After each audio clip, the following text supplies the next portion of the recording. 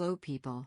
uDemand is a real-time, collaborative learning platform for software development. It produces professionals that are self-sufficient and have the willpower to compete on global business networks.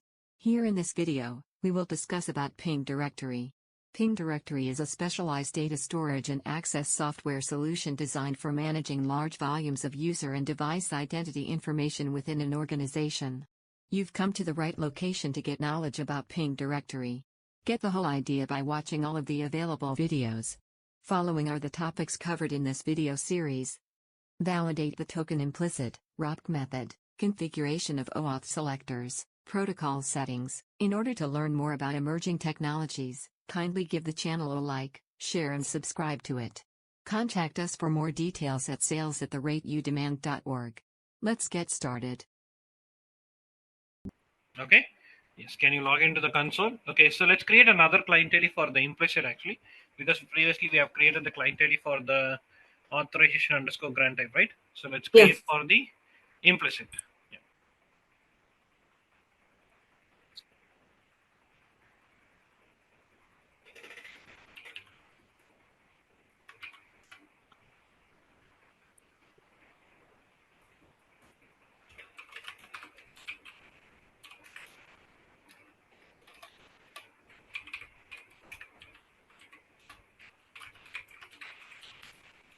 Will it be Yes. stored?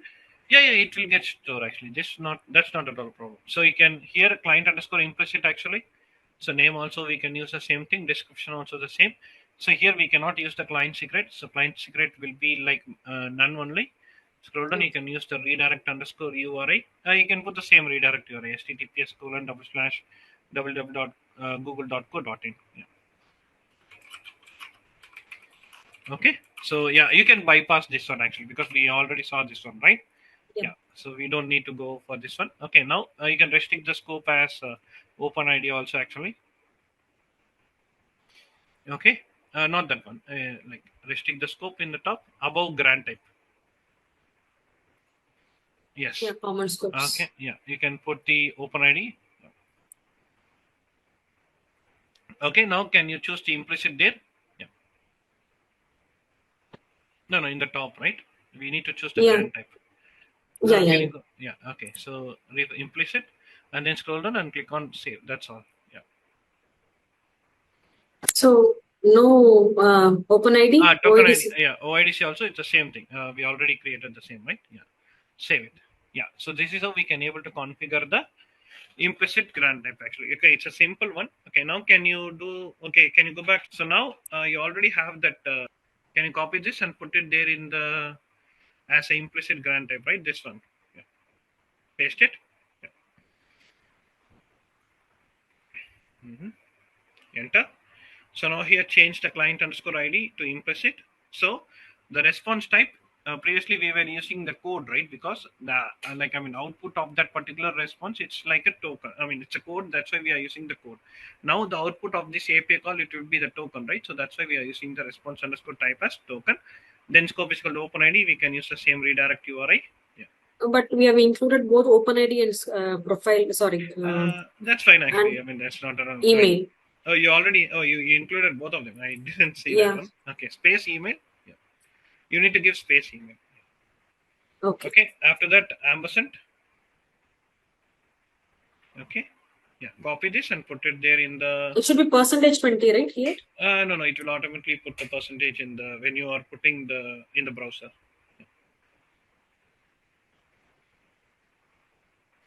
Okay, so this is like you are putting it in the browser, right? This is a get method actually. Okay, you are using it over the browser. No network trace and all. Nothing is there. It will directly show the token. Which client underscore implicit or which one actually? Can you go back? Is there any issue there in the client secret there? Can you copy and paste it this one? Is there any spelling mistake or something? That's weird. Okay, is there any space? No, right? No. Let me try now.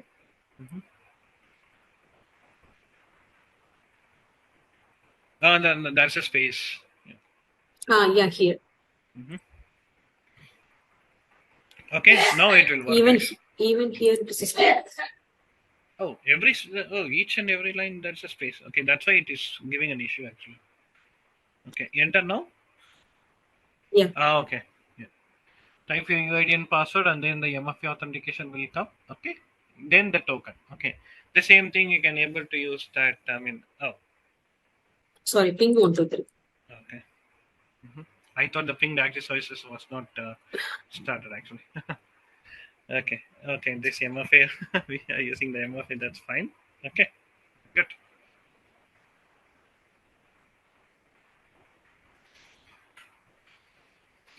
It's directed. Okay. So now you And got the token, right? Can you copy the token and put it there in the Notepad++?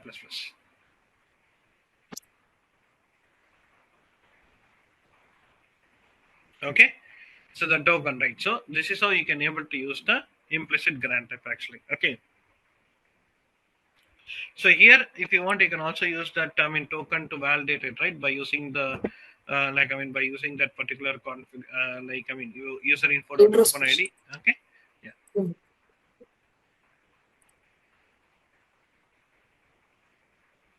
Okay. It's taking a lot of time to. Okay. Yeah. Can you just, where is that introspect endpoint? The last one, right? No, no, not that one. That is validate, right? Validate, that is for the authorization code grant type actually. Yeah. You cannot use that one, right? Because it has been using the different client ID actually. I don't know, introspect also will work or not actually, because we are not using the client secret right here. Okay, let's test it. But can you change the client ID? No, I think implicit I in caps or something. No, not in caps. Okay, okay, sure. Okay.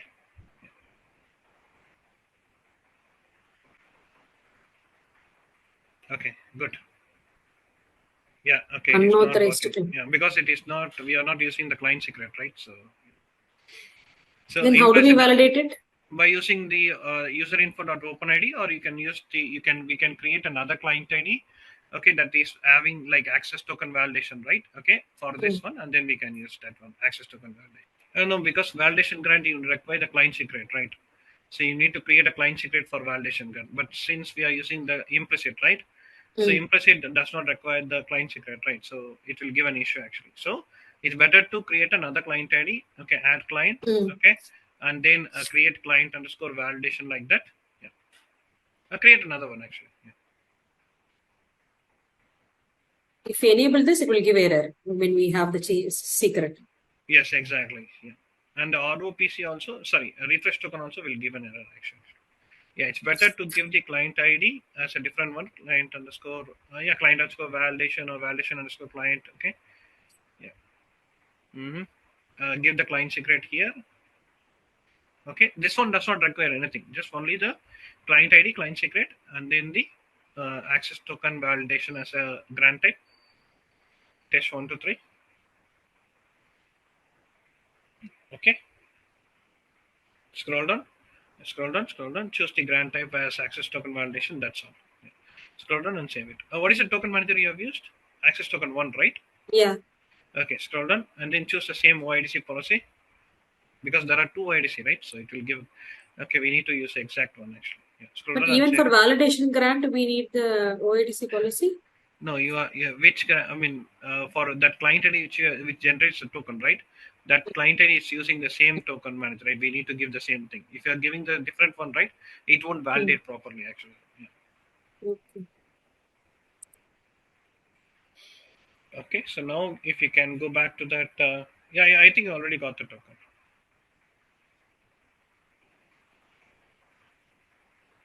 No, no, wait. No, you need to put it there in the different one actually, right? You need to, you already created the copy. Click on the copied one. Yes. Yeah. Click on that copied one. No, I think there is a duplicate already there actually. But this actually, this content. No, the same content only we are going to use it actually. Only the client ID, client secret, we are going to change it, and then the token detail, that's all.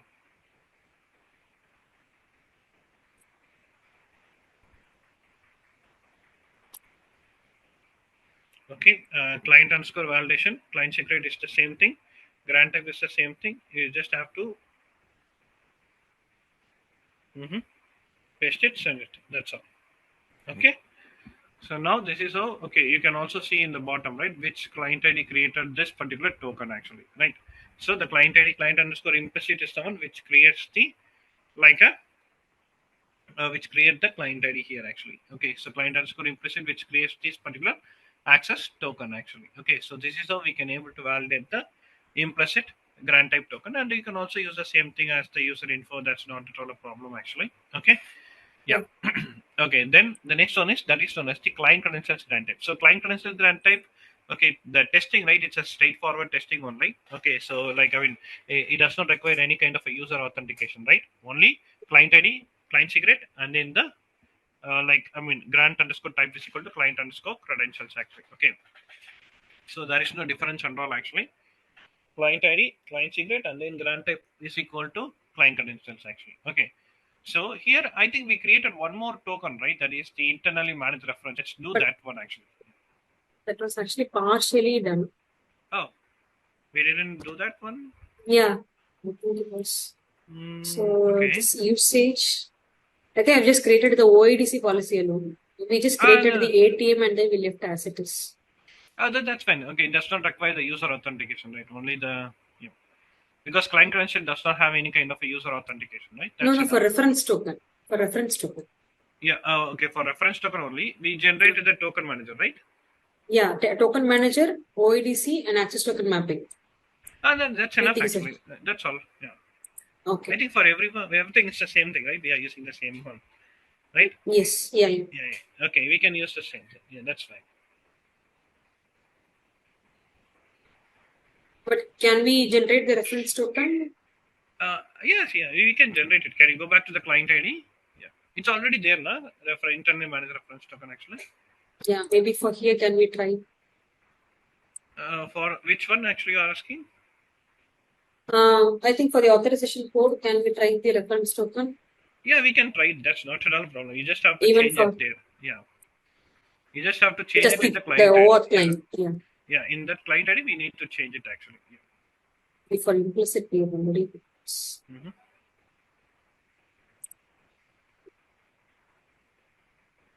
You configured it in the policy contract also, right? Yeah. Save it, scroll down and save it. Yeah.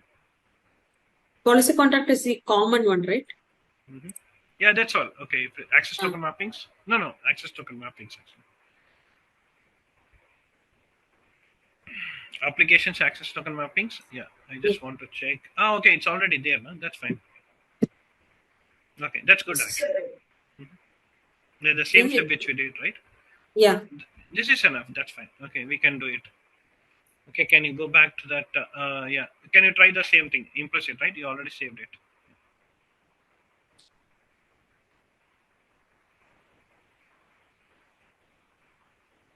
Okay, there is a space, right? Yeah. Yeah. Can you try it now? It will go to the same author. Okay, now you can able to see the token there, right? It's a different token actually. Okay, so this is how we can able to use the internally managed reference token also. It's the same thing. Only difference is that, like I mean, previously it was, I mean, the file it will be like, I mean, the length of the token will be different actually. Internally managed reference token, it will be like 28 characters actually. That's all. That is the difference.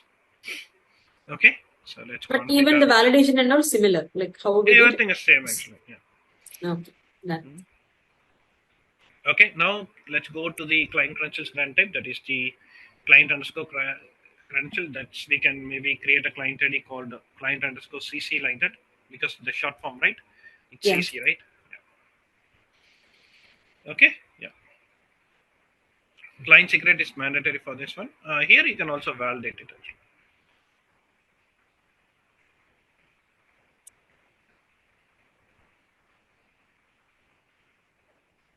Okay, read active are not required. Scope not required. Only client credentials and access token validation.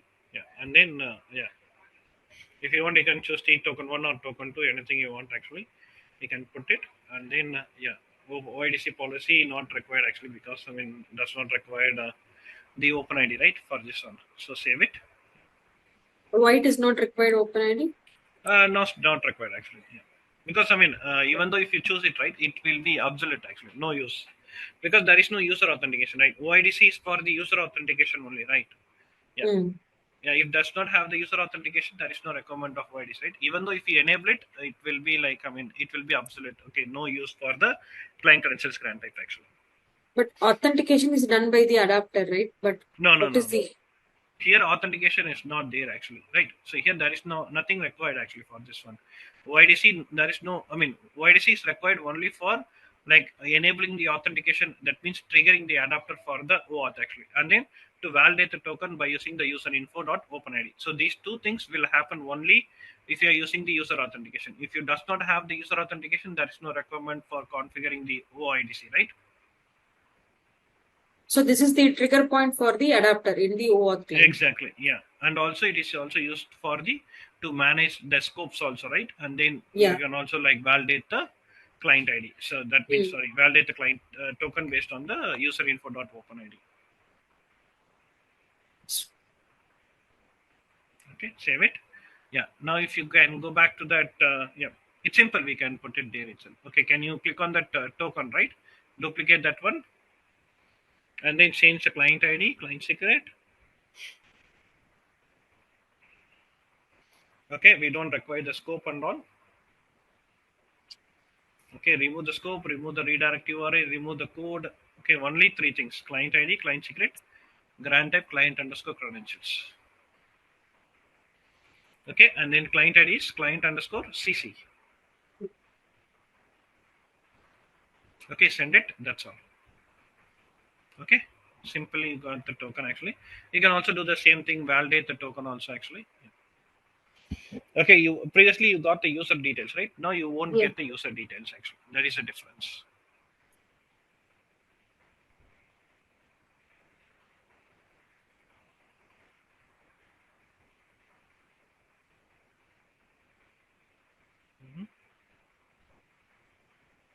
The second one.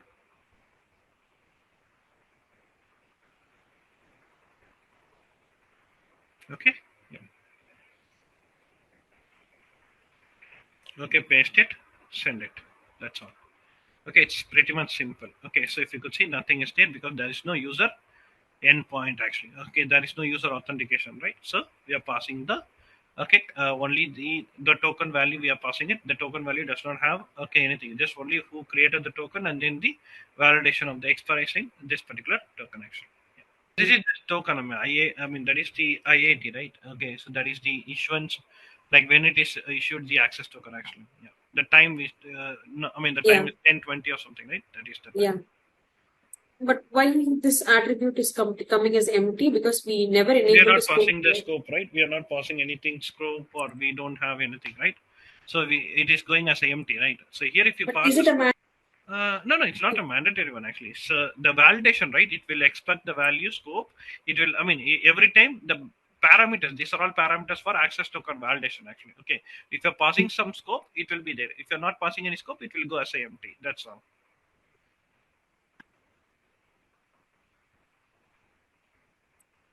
Yeah. Okay, yeah. So, the thing is that these are the parameters. Okay, access token, scope, token underscore type, expires in, and client underscore ID. These are the parameters for access token validation grant type actually. Okay, so these parameters mandatorily it will send when you are validating any kind of a token actually. Okay, so if you're not using any kind of a scope in the token generation, right, then it will go as a empty actually. Yeah. Can we customize it instead of I don't want to No, have this token? I Sorry, mean, scope. no, actually. Okay. If you know Java coding and all, you can customize it in the total product itself, actually. Yeah. This is like a product specific, right? Okay. It's like, it's not like, they are not. Pink Ferret also don't have the capability, actually. So this is by the organization who introduced the OAuth configuration, actually, right? So the person, I think Oasis the organization, they have enabled the SAML, right? Similarly, so I think Oasis the same organization who also enabled the OAuth actually. So they generated the access token validation, they generated the grant type authorization code grant type actually. Okay, grant type or implicit, or right. So we need to contact with them to change these things actually. Okay, these are all we cannot, these are all, it's the same thing when you are using in different tools, right? It's the same kind of a configuration, we cannot change this kind of stuff actually. Okay. Okay. Yeah. Mm-hmm. Okay, so now the next thing is that is known as the ROPC method actually. Okay, so ROPC is like a straightforward again. So we already configure the PCV to the access token, right? So that's fine. Okay, we can directly create the client underscore ID is equal to client ID, right? Client underscore ROPC like that. Yeah, it's already configured. Then that's fine.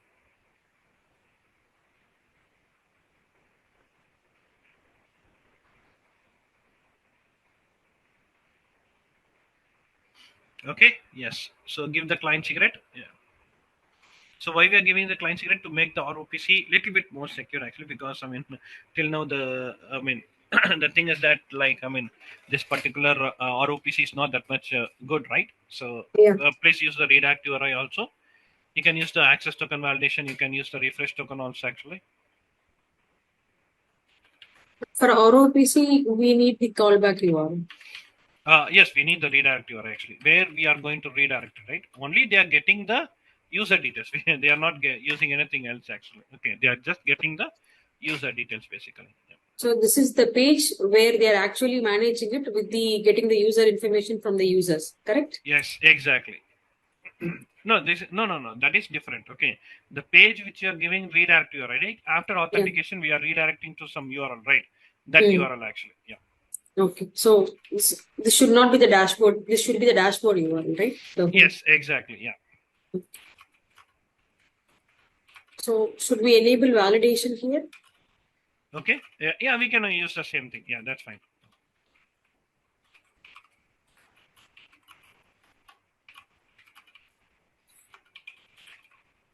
So here we need the OIDC, right? Yes. Okay, no. Which token manager you are using it actually? Token Reference manager one, token. right? No. What is a token manager? We are mapping it with the PCV. Is it one or two actually? Can you I think go? it should be one, I guess. Okay, one means we need to use the same thing actually. Yeah.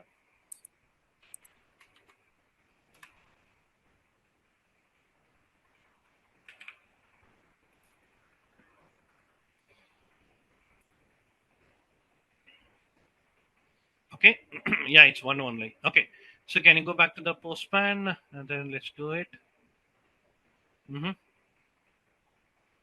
Okay. So let's create the same thing. Token API only. No, it's validate actually. Okay, you No, can keep sorry. the validation also. That's fine. Yeah, that is fine. We can keep the validation also. Yes, that's not at all a problem. So yeah, you can give the same thing, redirect URI scope. You can use the same thing actually. Okay.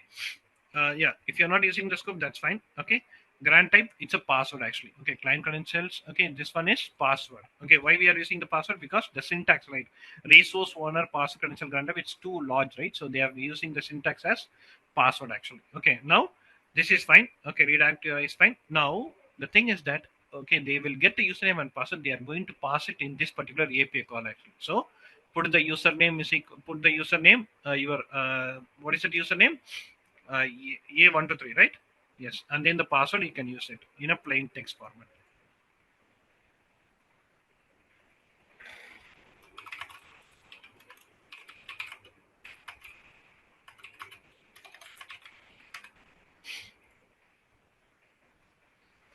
Okay. Yes. Send it. Yeah. Okay, if you could see the token got generated actually. So this is how you can able to generate the token. If you are sending the wrong password, it will throw an error actually. Okay, so this is how we can able to test it. Okay. Yeah.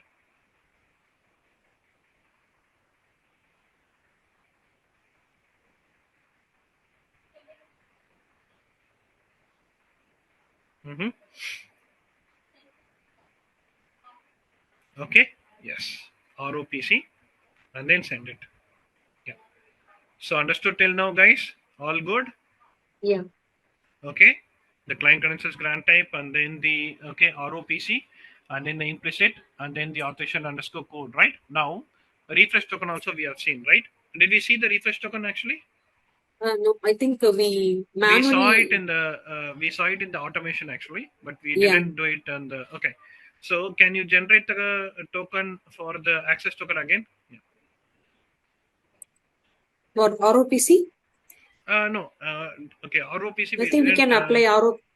Okay, Even for can you go back ROPC, to we can that? apply refresh token, right? Yes, we can able to apply it. Can you go and enable that one? Yes. Oh, it's easy. We don't want to get the. Yeah. So you didn't Implicit specify one. the. Okay, scroll up a little bit. Oh, you didn't specify any redirectory, right? Okay. No, Okay, I same it. specified it, but then I didn't add. Oh, I that's didn't weird. add this. Hmm. Okay, anyway, that's an optional case actually. That's fine. Yeah. Scroll down and save it. Yeah. But if you are using the redirectory, you need to pass it in that value actually postman. Yes. So now, can you do it again? Yeah. Oh, Okay. okay. So we Send it. still have the token. Send it again one more time. Yeah, Yeah, we if you have could it. see, right, refresh token. Can you, okay, do the same call actually, that token API call, right? This call again. Yeah, duplicate this one. Okay. Okay, for the refresh token, I'm saying. Okay, yeah. Yeah. Okay, so here change the name as, yeah. Okay, refresh token.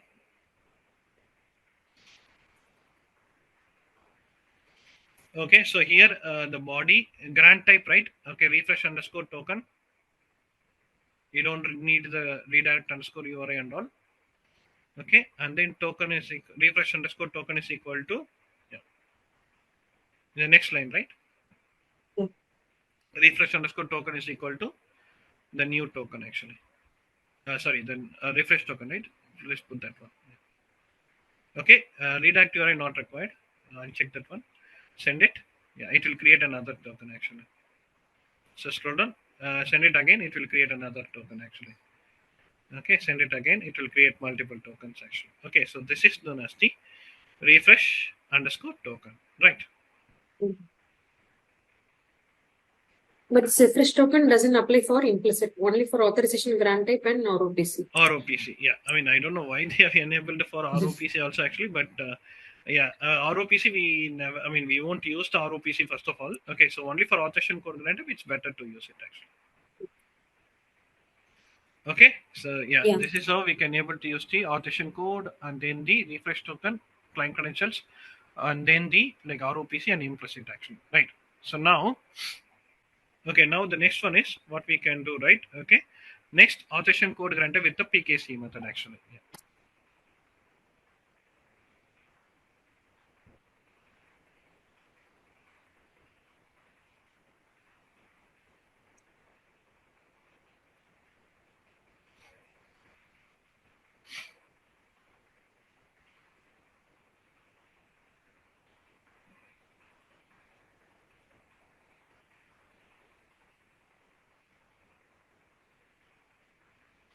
Okay, yes.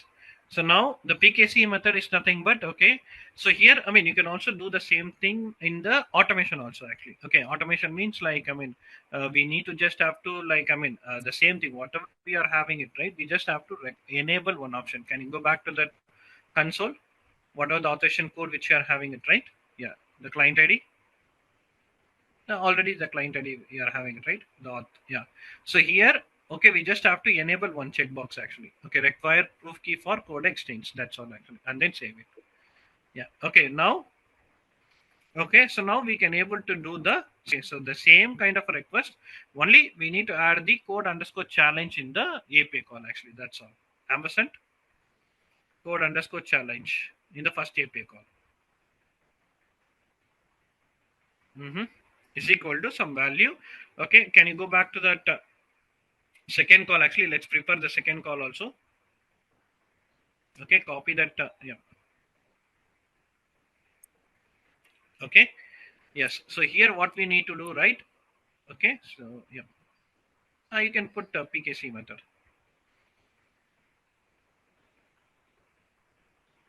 Okay, in the body, right? Click on the body there in the right hand side. Yeah. Okay, so now here everything will stay the same. Okay, only we need to add one more step, that is code underscore verifier. That's all.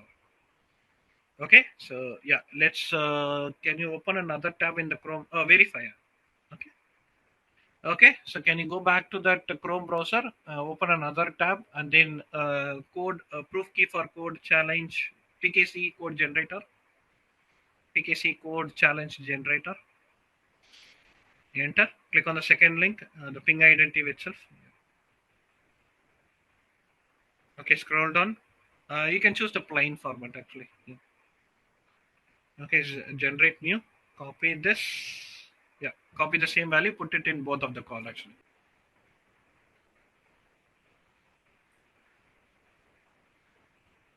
Yes. Can you put it in the second call also? Yeah, I done. Oh, there was some lag or something. Okay, good, good, good. Yeah, can you go back to that Chrome browser? Now let's do it. So if you're not sending the code challenge, it won't work actually. Okay, it will throw an error. Code challenge is mandatory like that. Okay.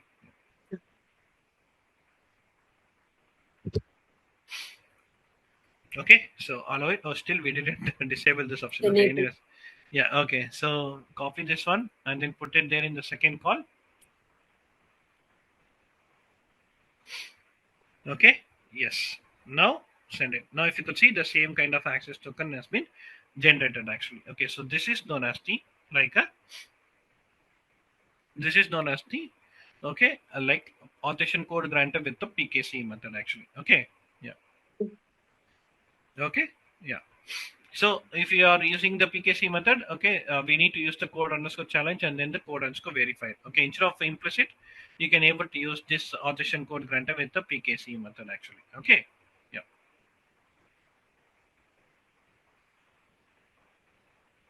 Okay, all good. All the grant types. But would you be covering the assertion grant only? Okay, that I will check it and I will let you know actually. Yeah. Okay, okay, that one, the real use case, right? Okay, we need to check on that one actually. How we can able to do that real time testing and all. Okay, that I will check it. I will let you know. Okay. So we have seen the authentication code grant type with the PKC method refresh token, and also we have seen the like I mean we also saw that implicit introspection endpoint. We also saw the access token validation, and then the client credentials, and then the final one is ROPC. We with the refresh token also, right? Okay, so this is known as the what kind of a configurations in the ping federate actually. Okay, pretty much we have configured all the grant types actually, right? So now, right? Okay, if we go back to the console, right? Yeah. Okay, can you go to the system? Yeah. Okay, so here, if you see that authorization server settings, right? Click on the authorization server settings in the bottom. Yes. So here we will, okay, whatever we are saying, this code challenge will be, sorry, code, the authorization code will be valid for 60 seconds, right? Okay, where it will be validated actually here only actually, because we are putting the code time limit as 60 seconds actually, and then the length of the code also we have given it there itself, right? So this is where it is getting validated actually. Okay. Now as I already mentioned, right, the refresh token, the global settings and all, right? Okay. No, no, no. I mean, code challenge method, right? Plain, we can use it actually. Don't disable that option and all. Okay. Yeah, or else Okay. I mean, all applications which is using that, they will raise an issues actually. Okay, scroll down.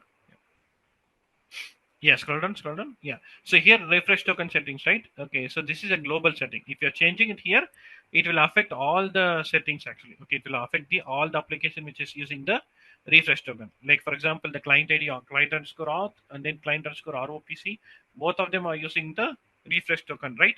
So if you're changing something here, then it will affect it will impact the two client IDs. But if the application is asking for one client ID means, then we cannot do the change here. We need to do it inside the client ID. The same settings we have seen it there also, right? The same kind of a maximum lifetime, idle timeout and all actually. Okay, yeah. So here, if you scroll down to the bottom, right, go to the bottom. Yeah. Okay, if you scroll down to the bottom, right, there is a CORS actually. Okay, cross origin resource sharing settings. Okay, so if, for example, in OAuth, right? Okay, so there might be some kind of application that if they are using outside the domain, right? So, for example, if your domain is like BOA, if they're asking for a different domain, means they might be receiving some kind of a CORS origin issue actually. Okay, because the domain is not trusted inside the organization network actually. Okay, so the what will raise an issue. Okay, in that kind of a case happens, right? Don't add any URL or any origin here actually. Ask the application team to solve that issue with the network team actually. Okay, yeah. So don't add anything, any kind of origins. Okay, they will ask, okay, hey, you can able to add the origin here in your ping fed configuration. There is an option to add it. Okay, like that they will say. Okay, so don't add it actually. Okay, because that means you are, I mean, you are like, if you are adding that one, right? That means you are like, I mean, bypassing the course actually. Okay, so that means that will raise an issue actually. Okay, so it's better to take care from the application side itself actually. Okay, yeah, not from our side, they will take care from their side actually. Okay, yeah. Okay, there's an option to add it here, but don't use this option for the security perspective actually. Okay, yeah, because we should Even not take. Google is a different domain, right? No, For no, this is just Goa. a training, no? But no, even we didn't add and we don't see the costs error here. No. That is when you are having the security policy set up at the network side actually. Okay, here we don't have any kind of security policy set up, right? I mean, this is nothing actually, right? We just, I mean, using the trial versions, nothing is there, right? So that's Mhm. why, yeah. I think okay for ping directory, then it will give an issue actually. Yeah. So for ping directory, right? Okay, whenever we do it, it will give an issue actually. Okay, we will see that when we are doing it on the connecting the ping directory to the ping fed, right? Okay, at that time, okay, we will create one OAuth client ID for the ping directory. During that time, we will get this issue actually. Okay, we will see that during that option actually. Okay, yeah. Okay, yeah. Okay, other than that, okay, can you go to that system again? Yeah. So we have seen that administrator accounts, right? In the top. No. We didn't see this one. Okay, yeah, sorry. So you logged in as admin account in the console, right? If you want to specify any kind of different like I mean roles inside the account, means you can able to specify it here. For example, there are two roles. One is admin and auditor. Auditor means it's a read only access actually. Okay, so you can able to read everything, but you cannot. I mean, you cannot edit something there. Okay, under admin there are four sub roles are there. Okay, one is user admin, the people who can able to create the users inside the console. Then the next one is admin, the normal admin. That means like who can able to do all the things, creating the SSO configuration, creating the OAuth configuration, right? Creating the policies, adapters, and all. Then the expression admin means you are generating the original expression, right? We have did that one, right? So that Mhm. one you cannot be able to do for the expression admin. The next one is crypto admin. Crypto admin means okay, whatever the certificate, the signing certificate, the renewal process, right? The creating the signing certificate and then uploading the LDAP certificate and all, you cannot be able to do without the crypto admin actually. Okay, so that is these are the four sub roles are available for the admin. Auditor is just a read only access actually. Okay, you can also create a user and test it. Yeah. Okay, maybe you can put your name. Okay, A123 like that. Yeah.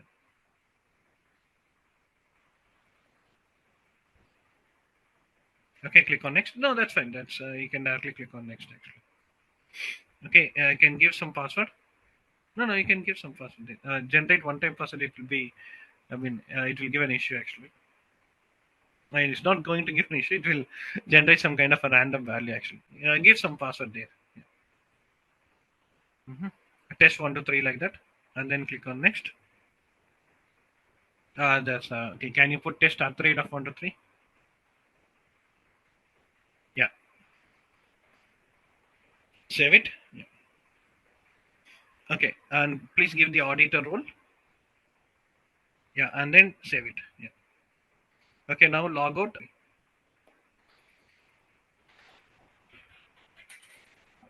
This is not that much required actually, but yeah.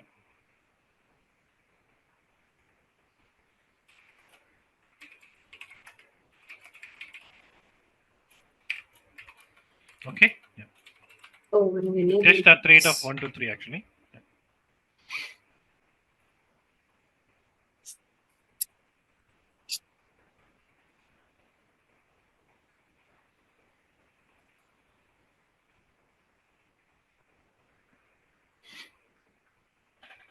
Mm-hmm. Yeah. If you go back to the applications and then what client ID or SAML connections, right? Okay, check anything there. You can able to check everything, but you cannot be able to add anything. Okay, so scroll down. You cannot be able to save anything, any option there. No, you can scroll down the bottom. Yeah, you could see right. There is no option to save it actually. And then if you go back to the existing client ID, Yeah, and then okay, if you could see, right, you cannot do anything there also. Same option. And then can you go to the SAML connections, right? Can you go to the SAML ESP connections? Yeah, in the right hand side you can able to see a lot of no, no, not this one. In the right hand side you can able to see all the options, right? Here, if you could see, Hmm. okay, everything is grayed out actually. Yeah. Okay, so this is how we can able to use the But how do we use the LDAP account to log in here? no, that's a different one actually. Okay, LDAP account to login means that is not working properly. With there is an issue with the new version actually. So related to the LDAP property, still the ping for identity, right? They are facing an issue. But I will show you how to do that. Okay, maybe Hmm. we will see that after completing the APIs and all actually. Okay, yeah. Okay. Okay, but I have tried it recently. We upgraded to the latest version, but that LDAP authentication, right? It is not working actually. So we changed back to the same thing actually. Like I mean, normal native authentication. Still, the resolution is not provided by them actually. So, yeah.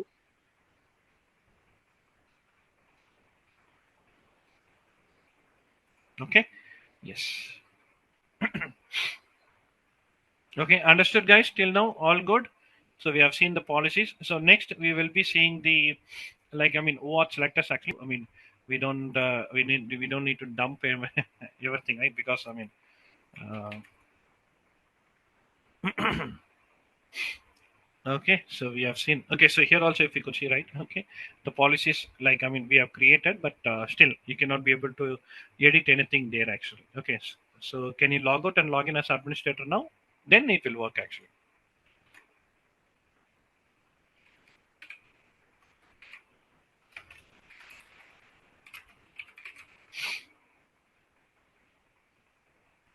Okay, so now if you could see, right, you can able to see the difference, right?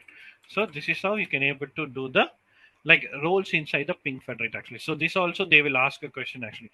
So in the certification and all, right, so what crypto admin will do? Okay, that is the certificate, right? That is the crypto admin actually, right? Yeah. Okay. Yeah. Sessions not that much required because we already taken care in the adapter, right? Whatever the same thing. Okay, in adapter, whatever you configure it, right? 60 minutes and then 480 minutes, the same kind of a configuration actually. No other no nothing difference actually, right? The ideal timeout is 60 minutes and then the session maximum timeout for 480 minutes, right? The same configuration, whatever we did it at the adapter level, okay, the same thing we are going to put it there in the session actually. That's all. Okay. Local identity profile we will be doing it when we do the ping directory actually. So this is the self registration page. Okay, so this one will work only for the ping directory as a LDAP, since we are using the ping directory as a LDAP, right? So we Yeah. will do it once we are doing the ping directory actually, not on the ping federated.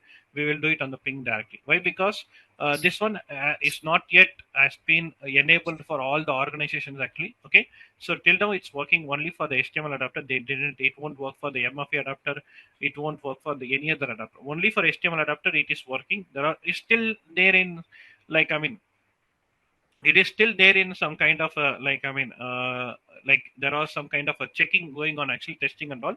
Okay, but we will see that self registration will work actually, but right now it is working only for the ping directory as a LDAP, and it is also working only for the HTML adapter actually. Okay, it is not working for I mean if you configure an MFA adapter, right, it won't work actually. Okay, and then if you're configuring the HTTP basic, that is also it is not working. Okay, only for the HTML HTML adapter. format. Okay, yeah, maybe in future they may change it to work for other adapters also actually, but we will see that. Okay, we will see it in when we are doing the ping directory.